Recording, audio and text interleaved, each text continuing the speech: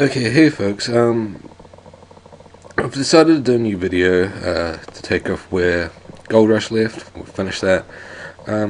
This is the second time I've recorded it, and it's a bit of a hassle considering, yes, this is a text adventure. And it's an Infocom one, so I'd like to explain. For Infocom games, we're generally, in the game themselves, they're not given a lot of backstory, and that's because with the game came things that are called feelies, usually things like letters or books or just random items that added atmosphere to the game, items that your character apparently actually has. In the case of this game, you got two letters. One from your friend Tamara, who we're visiting, saying that she's getting married, feel happy for her, and the second one saying that she's seen a ghost who is apparently trying to kill her.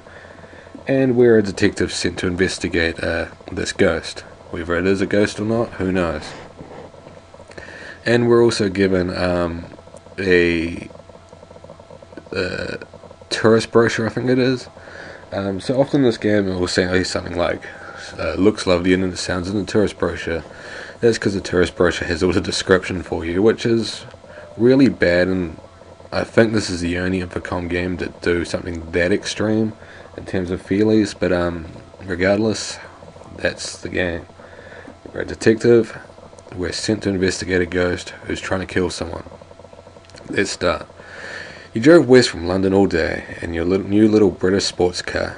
Now at last you've arrived at the storied land of Cornwall. Dusk has fallen as you pull up in the Tressilian Castle. A ghostly full moon is rising, and the tall iron gates between the two pillar bars. Between the two pillars bars the way into the courtyard. What would you like to do? Well, since we're in a car, we have to get out. So, get out of the car. You're on the feet again. Okay. You're at the by the gate of the Tressilian Castle. You can hear the ocean beating urgently against the rocks far below. In the moonlight gloom, you can make it an ornament on the gate. It's a winged two-legged dragon called a raven, which crests the Tressilian family's coat of arms. The dragon appears in profile. The moonlit glints its lone visible eye. And our car's parked there.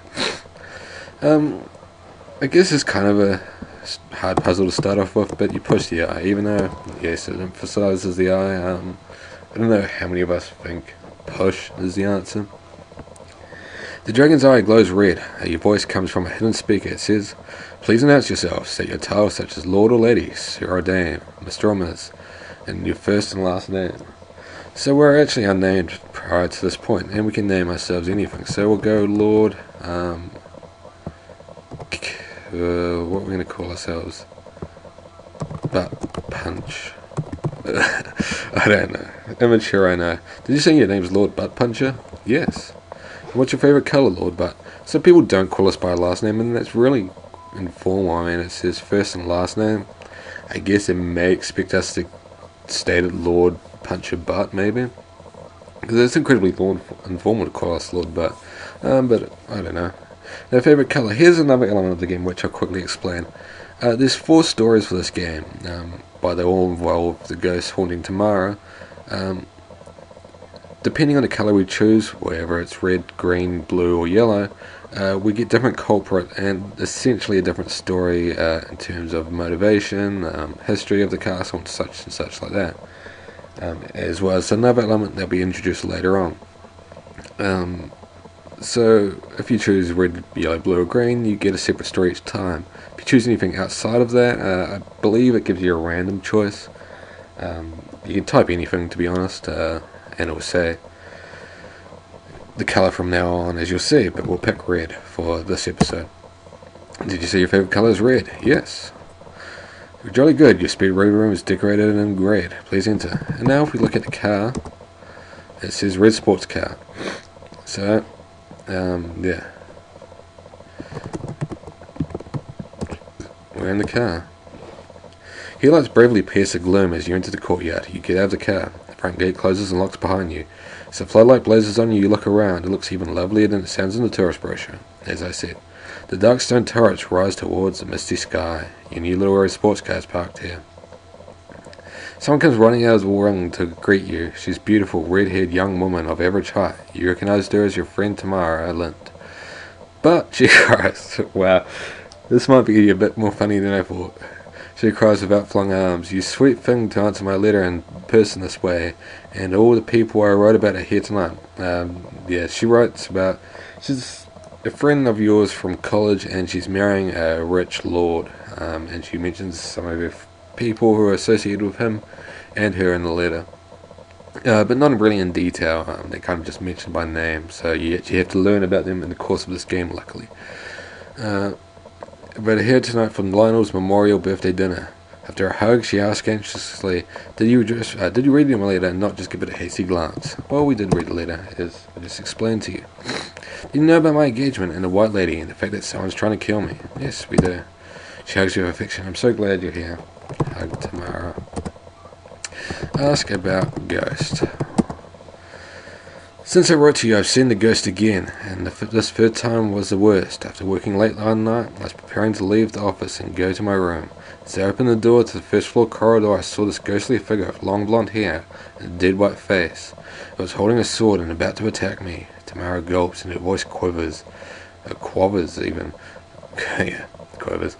As she concludes. I screamed, shrank back inside the office and slammed the door. That's about all I can tell you, but... Tamara fidgets nervously. I don't know whether this ghost is real or someone just play acting. It can sneak around anywhere it pleases in the whole castle. I just don't understand how a person dressed up like a expert can do that without being caught. That's all we really have to ask you for now, so we'll enter the... We guide into the foyer. As you enter the foyer, you're overwhelmed by the English past. Those barbarous times when Jack's ancestors had to shut themselves up in a fortified castle have softened to gracious, crunchy living, yet Tamara's clearly anxious. Here comes Jack now, exclaims Tamara, as he comes striding towards you. He's a tall, handsome, dark-browed young man in a dinner jacket and black tie. My fiancé, Lord Jack Cheslin. Tamara introduces him. Jack, this is... yeah, you know, I'm phrasing things really badly. Jack, this is my friend from the States, Lord Buttpuncher. So you're the famous young sleuth whom the Yanks call Lord Sherlock, says Lord Jack, shaking hands. Tammy's told me about the mysteries you've solved. His clean blue eyes size you up with a friendly twinkle, yet his friendliness seems all on his service. It may take time to figure out where his lordship's really coming from. You can tell he's rather jealous of our presence here, so... we'll ask Jack about tomorrow, in fact. It's darling girl, really fit. Oh, how sweet. We had Lionel mentioned before. We'll ask Jack about Lionel. Oops, ask Jack about Lionel. Strange bird was Lionel. You can talk more later, but... says Tamara, taking your arm, but let's go now. You can meet the other guests. Yes, do come in. Bellifer will see to your car and bring in your luggage, says Lord Jack, as an orderly butler appears. Here's your luggage. You bastard. Not Bellifer. Oops.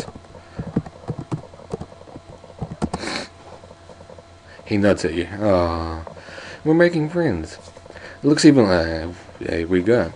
A tall, graceful older couple in evening clothes are chatting and sipping sherry. Lord Jack introduces them as Montague Hyde and Vivian Penrith. Hyde smiles. See, Hyde's always referred to us as Hyde throughout this game, even though apparently, I don't know. And bows stiffly, and Vivian murmurs in an attractively low voice. How do you do, Lord Butt? Believe it or not, this young man is a famous American detective, Lord Jack tells them. Not a police detective, of course, Tamara adds as they both stiffen, but a solver of all sorts of mysteries in the States. We're hoping we're hoping to find out who or what is haunting the Cheslin Castle. We'll ask Vivian about the ghost. I myself haven't seen it. Ask about Vivian.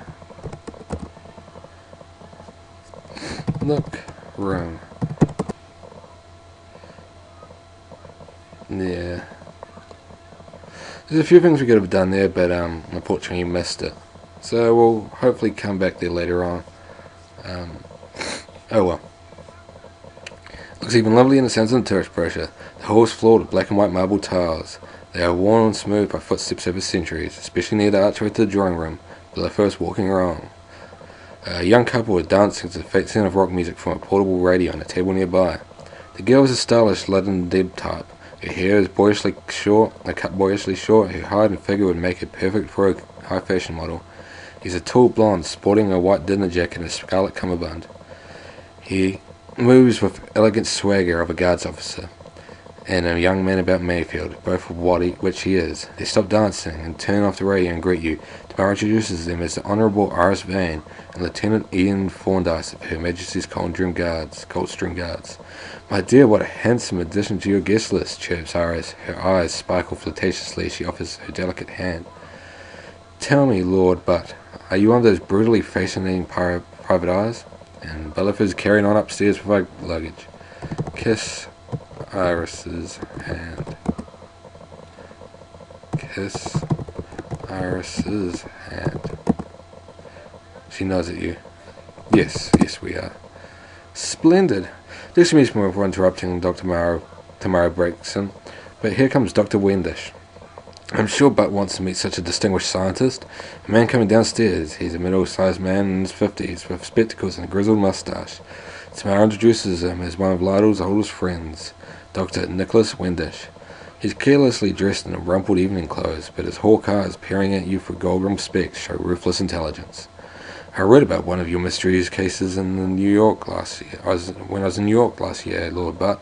He probes. This is the case that brings you to Cornwall? Yes. I see. You two will have time to chat later, says Tamara, but you must excuse us now, Dr. Wendish, while I show Butt up to his bedroom. I'm sure he wants to freshen up for dinner. Tamara guides you up to the gallery. She says, I know it's confusing, but British call this the first floor. You've just left the ground floor. The gallery spans the top of two double stairways. You can go east to your bedroom, west to Vivian's bedroom. The hallways lead northeast and northwest. On the walls, a series of oil paintings of Lord Jack's ancestors. Well, we'll wrap up there for now. I'm not sure how long these videos will take, since we're going to do all 4 stories. But see you next time. We'll save for now. See you next time. Bye for now.